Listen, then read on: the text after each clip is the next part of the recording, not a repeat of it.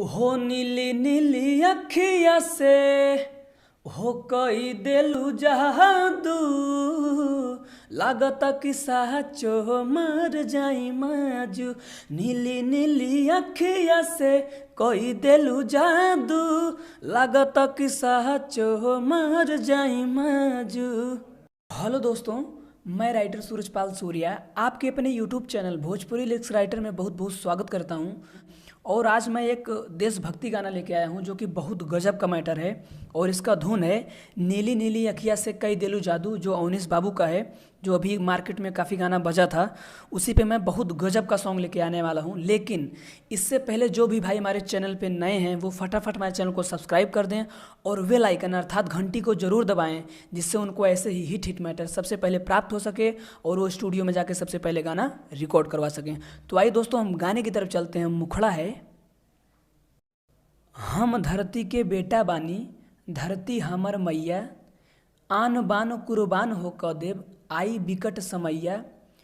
ये दोनों लाइन दो बार रहेगा। इसके बाद जे भी हम पे आँख उठाई बची न ये भैया, चीन पाकिस्तान चाहे कोई हो मुदैया, बोटी बोटी काटब जैसे काटेला कसैया। ठीक, तो आइए दोस्तों हम इसका डमी सुनते हैं, स्पष्ट हो जाएगा।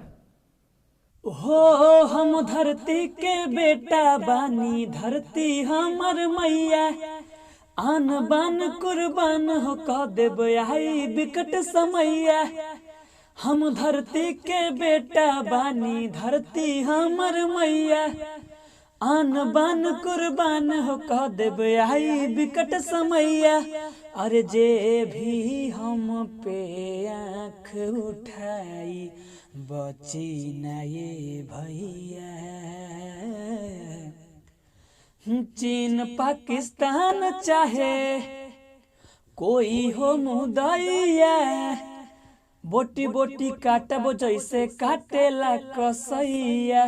चीन पाकिस्तान चाहे कोई हो मुदैया, बोटी बोटी काटब जैसे काटेला कसैया।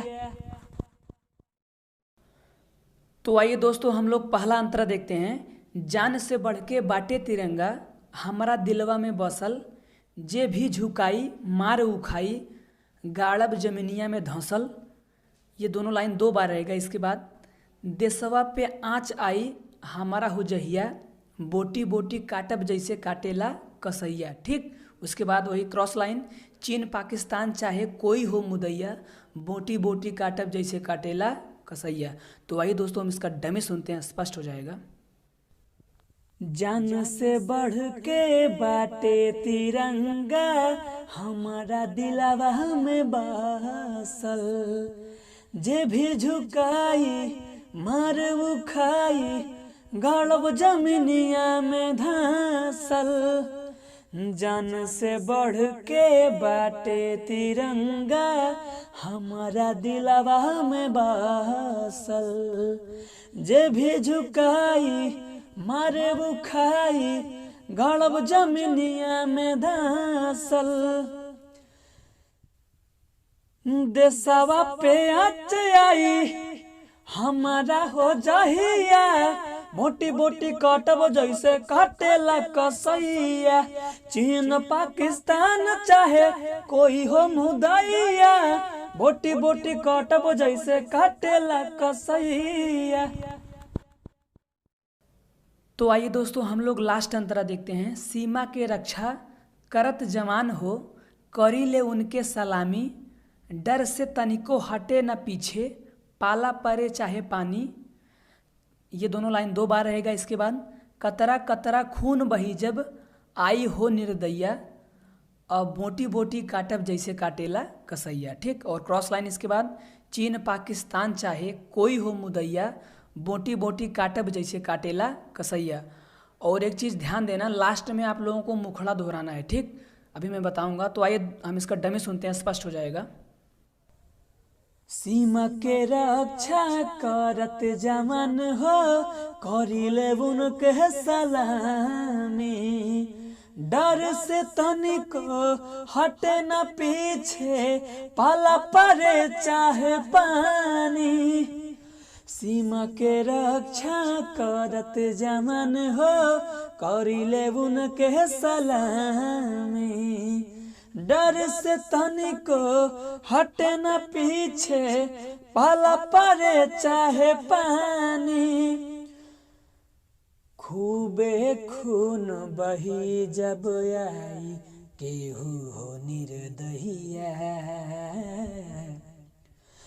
चीन पाकिस्तान चाहे कोई हो मुदैया, बोटी बोटी काटबो जैसे काटेला कसैया। चीन पाकिस्तान चाहे कोई हो मुदैया, बोटी बोटी काटबो जैसे काटेला कसैया। हम धरती के बेटा बानी, धरती हमर मैया। आन बान कुर्बान हो कह देबे आई बिकट समैया। अरे जे भी हम पे आँख उठाई, बची न ये भैया। चीन पाकिस्तान चाहे कोई हो मुदैया, बोटी बोटी काटब जैसे काटेला कसैया।